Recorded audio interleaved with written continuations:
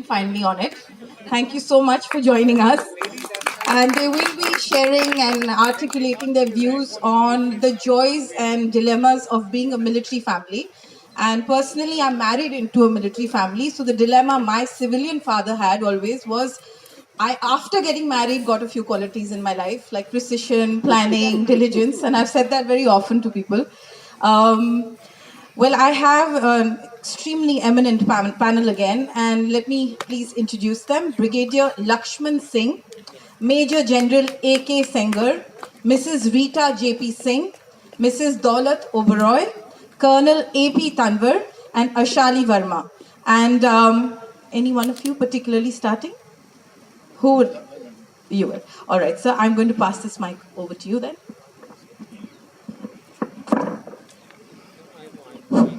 Ladies and gentlemen, good evening.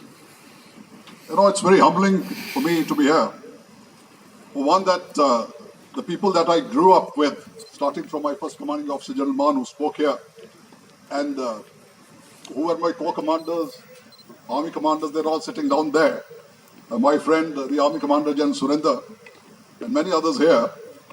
So as they say that everyone has his hour in the sun. So during my career, I've always looked up to them. So next hour, I'm on a high pedestal. It feels good that they're looking up to me. And she said that possibly the only panel today where you got three ladies. And you must be wondering how have I arranged this seating plan. No, that's intentional. That's one that I'm making sure that I'm on the right side of Mrs. Oberoi, and I've kept Mr. JP on my right side.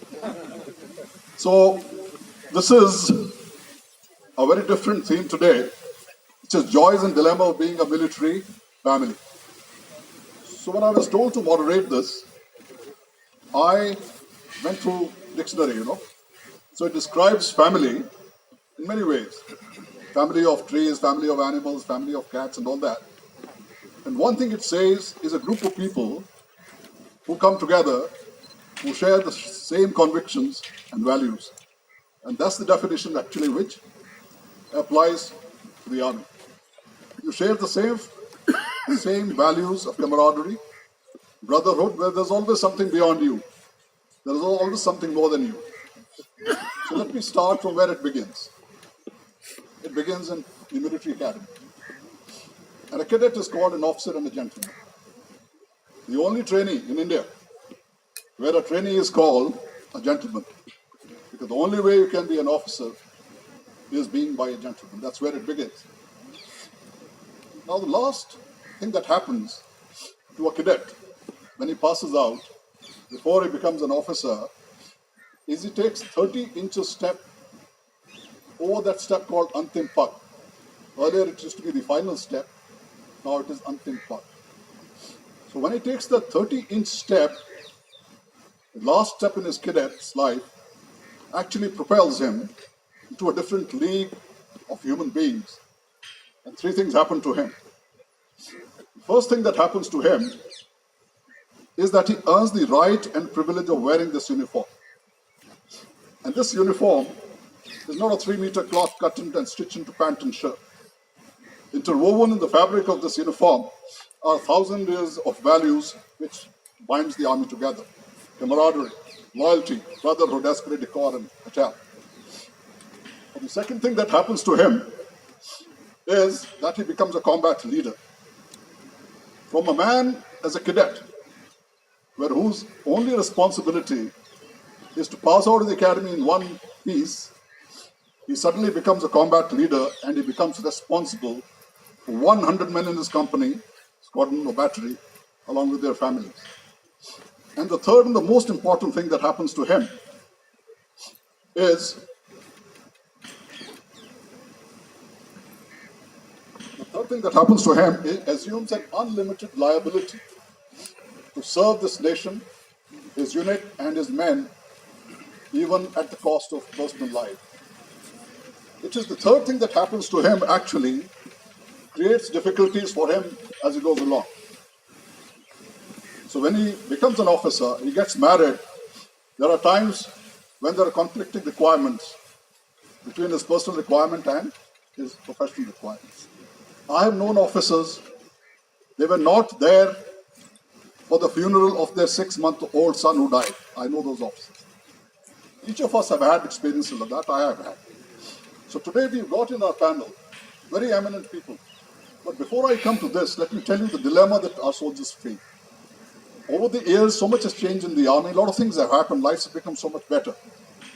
But say about 30 years ago, there was a soldier from Tamil Nadu who was serving in Leh and Ladakh. It actually took him 20 days to get there. There was a soldier in Leh and Ladakh who belonged to Nepal. It took him 15 days to get to Nepal. So my battalion had a soldier, or I had a soldier whose name was Ram Bahadur Nepali. It's long back. He's actually Nepali, he's Gurkha. So his father, who's also from JSU in the battalion, he wrote a letter, those days there were no mobiles, to the CEO, that my son Ram Bahadur has not come home for last 1 year. And you remember that those days, the Gurkha soldiers used to go home once in 2 years. Can you imagine? Are the civilian heirs listening? A soldier who's got family and children going home once in 2 years and used to get 20 days casually. So the commanding officer called him. He says, Ram Bahadur, आपके father से चिट्ठी आया है, आप 1 साल से घर नहीं गया. कहता हाँ साहब नहीं गया. But CEO knew, he had found out, लेकिन आप बीच में 20 दिन कैजुअली गया है.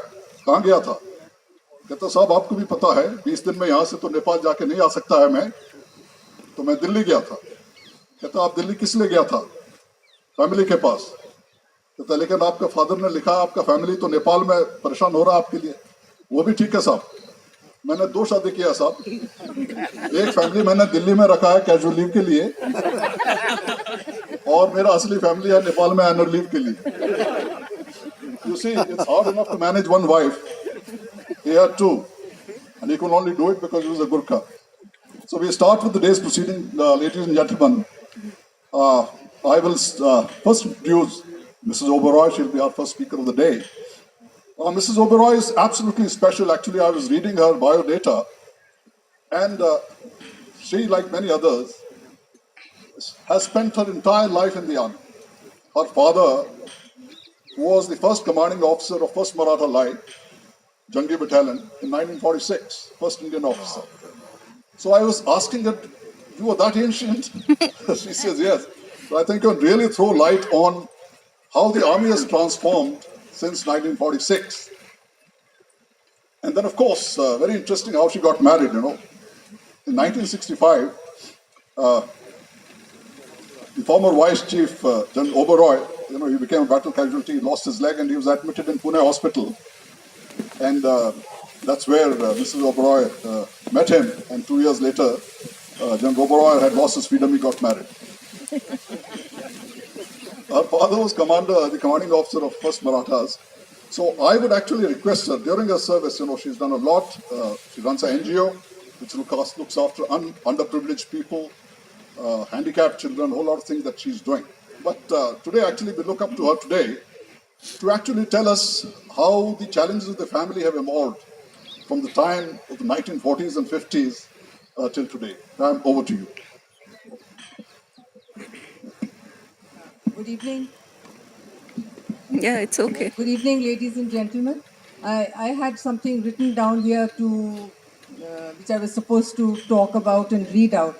But since General Sengar has started off it on a different theme, I think I would just like to say that because the Indian Army has grown so big, that the problems are much more different and difficult than what it was earlier. And our parents were very close to the British. The Britishers were there at that time. They learned from the ladies how to look after the soldier. And I think the time has come when it has all come down to us, and we consider ourselves, I would say, guardians when you are in a battalion of the sepoy, his family. You have to look after them. And yes, definitely things have changed because he mentions about it taking 15 days to reach home. Nowadays, you go to the airport, half the passengers on the plane are sepoys, all flying home because they have the ability to do that. So things have definitely changed. And the morale of the sepoy or the JCO definitely has gone up since that time. So I would say that is the biggest difference, is that the soldier is able to get home much faster. And as you would say that for me the family has been a very large family, which is the army, and it is cohesive, disciplined, and full of camaraderie and bonding. That bonding goes back. I've met people here after I think 20 years, and you just go back to how it was 20 years ago. So that bonding, I think, is something very strong, and you just cannot find it anywhere else. And it's about, I would say, I'm talking about serving officers and soldiers, and it's also about the entire army fraternity that incorporates wives, children, and dependent parents too. Each has a role to play in keeping the army a task oriented force with high morale and always coming to the succor of the citizens. Since we are talking about the joys and dilemmas of being a military family, I always have to speak about the ethos of the army, because it is always because of this that military families have played a major role in ensuring this. And it's on account of this that Army Wives Welfare Association, or AWA for short, was created and nurtured. And even though I have been away from ABBA for so many years, I am now running an NGO which started off as NAVA, which was first, it was part of Mrs. Chipper's um, association in Delhi. And now we are on our own, and we are RDOVA, that is Defense Officers Welfare Wives Association. I'm running a school for underprivileged children, and I'm also looking after a few, I should say, hearing and physically disabled children. And then, with this brief preamble, let me now come to the subject under discussion: the joys and dilemmas of military families.